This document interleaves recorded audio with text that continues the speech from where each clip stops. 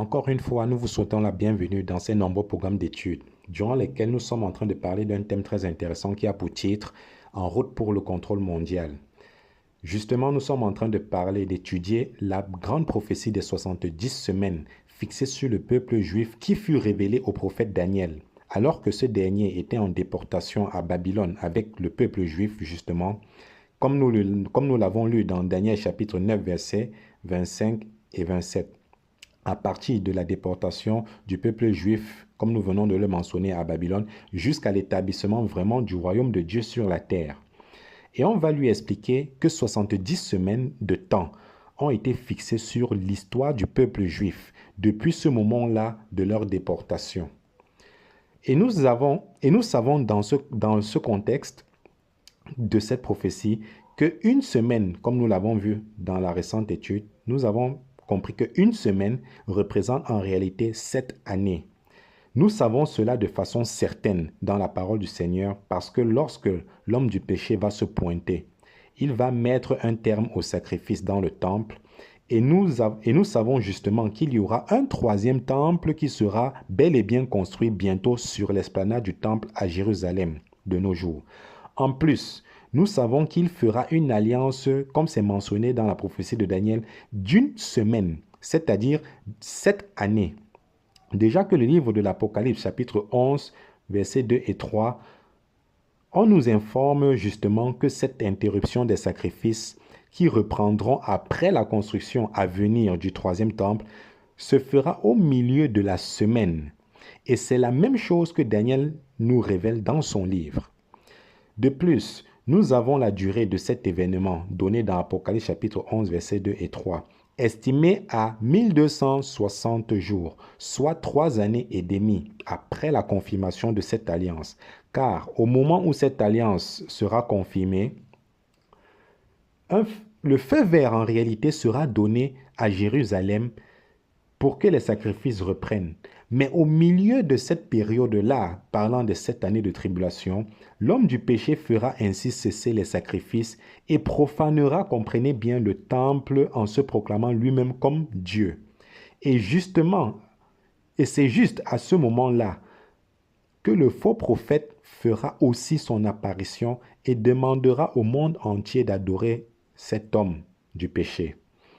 Alors, si cette interruption se fera au milieu de la semaine et que la Bible nous informe en plus qu'elle durera pendant 42 mois ou 1260 jours ou encore 3 ans et demi après la confirmation de cette alliance, c'est donc une autre preuve qu'une semaine, écoutez bien, représente 7 années. Puisqu'au milieu de la semaine, la Bible dit bien, l'homme du péché fera cesser les sacrifices pendant ces 42 mois-là ou ces 1260 jours, si vous voulez. C'est donc une autre information qui nous permet de bien comprendre la grande prophétie des 70 semaines fixées sur le peuple juif, car nous savons qu'une semaine prophétique représente véritablement 7 années. Autrement dit, les 70 semaines fixées sur le peuple juif représentent ainsi au total 490 années, c'est-à-dire 70 semaines fois 7. Et voici les 6 raisons pour lesquelles les 70 semaines sont fixées sur Israël. Écoutez très bien. La première raison, c'est pour faire cesser les transgressions. La deuxième raison, c'est pour mettre fin au péché. La troisième raison, c'est afin d'expier l'iniquité sur cette terre. Tous les rebelles contre l'Éternel auront été éliminés et la terre sera dans un règne nouveau, celui du Seigneur Jésus-Christ, parce que son royaume sera alors établi.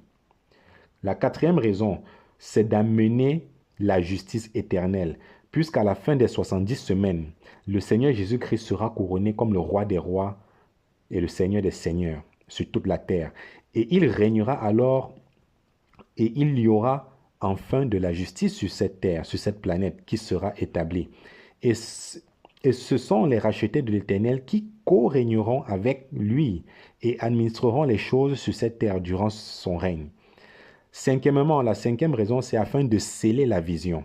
Sixièmement, c'est afin de oindre le Saint des Saints, c'est-à-dire le lieu très saint, comprenez bien, du 4e temple qui sera alors construit par le Seigneur Jésus-Christ après son retour. Cette prophétie fixée sur l'histoire du peuple juif s'accomplira, comprenez bien, en 3 phases. Premièrement, il y aura une première période de 7 semaines ou 49 ans pour la restauration du temple et de la ville de Jérusalem, qui a été détruite depuis l'époque babylonienne.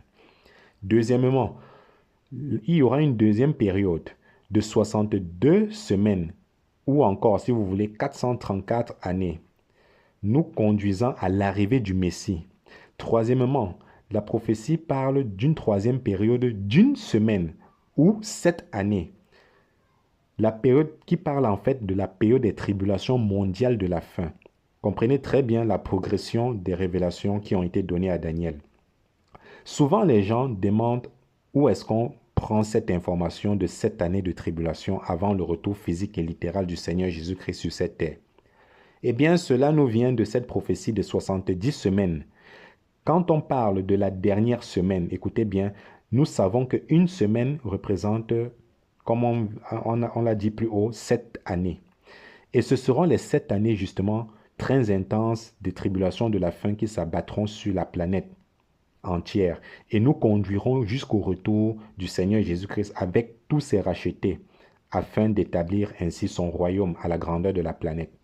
Par contre, ce qui n'avait pas été révélé à Daniel, comprenez-le bien, c'est qu'il y aura un intervalle entre la 69e semaine et la 70e semaine.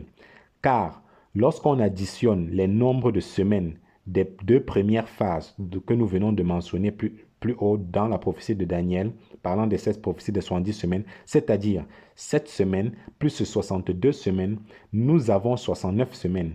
Et il y a une 70e semaine. Cet intervalle est la période, en fait, comprenez bien, où l'Église du Seigneur Jésus-Christ est fondée sur la terre.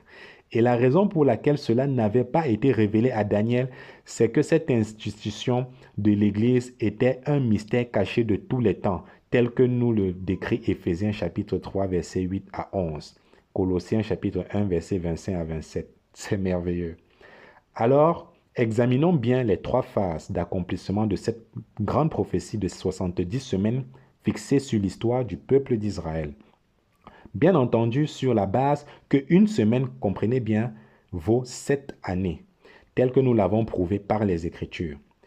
Parlant de la première période, qui est celle des 7 semaines, en fait, qui donne 49 années, il y a eu 4 décrets venant de 3 différents rois de cette période-là, de cet intervalle-là à l'époque, permettant l'accomplissement de cette prophétie. Déjà, il y a eu un premier décret par Cyrus en l'an 538 que nous retrouvons dans le livre d'Esdras chapitre 1, versets 1 à 4, 2 Chroniques chapitre 36, versets 22 et 23, Ésaïe chapitre 44, verset 28, Ésaïe chapitre 45, versets 1 à 7. Ce premier décret était pour la restauration du temple de Jérusalem. Il faut noter que ces 49 années ne furent pas consécutives. Effectivement, pendant cette période-là de restauration, il y a eu plusieurs arrêts ou, si vous voulez, plusieurs pauses. Ceci à cause des oppositions qu'ils ont trouvées en chemin. Car, en réalité, il y a eu des centaines d'années qui se sont passées avant que les travaux ont pu être achevés. Et il suffit de lire les livres d'Esdras et de Néhémie pour comprendre toutes les difficultés qu'ils avaient eues à cette époque-là, de la part de ceux justement qui s'y opposaient. Le deuxième décret, c'est celui de Darius, qui a été signé en l'an 526, tel que nous lisons dans le livre d'Esdras, chapitre 6, versets 1 à 12. C'était en fait une confirmation du premier décret qui avait été donné afin d'encourager la reprise de la reconstruction du temple, laquelle avait été interrompue par ceux qui s'y opposaient. Il y a eu un troisième décret par Artaxerxès Longinamun en l'an 458, tel que nous lisons dans le livre d'Esdras chapitre 7, versets 11 à 26. Ce décret était afin de pourvoir au financement pour la reprise des sacrifices au temple qui a été restauré. Finalement, il y a eu un quatrième décret par le même roi Artaxerxès en l'an 445 que nous voyons dans le livre de Néhémie chapitre 2 versets 1 à 8. Ce dernier décret donnait l'autorisation de reconstruire les murs de Jérusalem. Et en réalité, c'est à ce décret-là que se réfère la prophétie de Daniel chapitre 9, verset 25 que nous lisons. Et si vous voulez vous exercer à calculer ce que dit la phrase de ce verset en ces termes-ci, depuis le moment où la parole a annoncé que Jérusalem sera rebâtie jusqu'à loin, dans cette phrase, en fait, c'est assez difficile de calculer les nombres d'années qui mèneront jusqu'à loin. Mais certaines personnes ont eu à le faire et leurs résultats coïncident exactement avec la venue du Seigneur Jésus-Christ dans ce monde, il y a plus de 2000 ans maintenant. Comme pour dire, les prophéties sont vraiment en accord. Alors, conséquemment, comme nous venons de le mentionner, le point de départ de cette prophétie de 70 semaines de Daniel chapitre 9 débute exactement au moment où ce décret a été annoncé. Du fait que Jérusalem sera rebâti, que le mur de la ville sera reconstruit et que le temple lui-même sera restauré. Alors tout cela est très intéressant pour nous parce que ça se tient vraiment historiquement. Les dates sont précises, ce qui prouve encore une fois que dans la parole de Dieu, rien ne se fait anodainement. Tout a été planifié d'avance. Puis, nous avons une deuxième période qui parle de 62 semaines, ou encore, si vous voulez, 434 années. Cette deuxième période de 62 semaines suivent après la première période des 7 semaines, ou si vous voulez, la première période des 49 années. Autrement dit, cela fera un total de 69 semaines, ou encore 483 années accomplies depuis cette parole du quatrième décret de la première période qui dit que Jérusalem sera rebâtie jusqu'à loin. Cette deuxième période de 62 semaines est décrite dans Daniel chapitre 9, versets 25 à 26. Et vous allez remarquer dans ces versets-là cette phrase. Le peuple d'un chef qui viendra.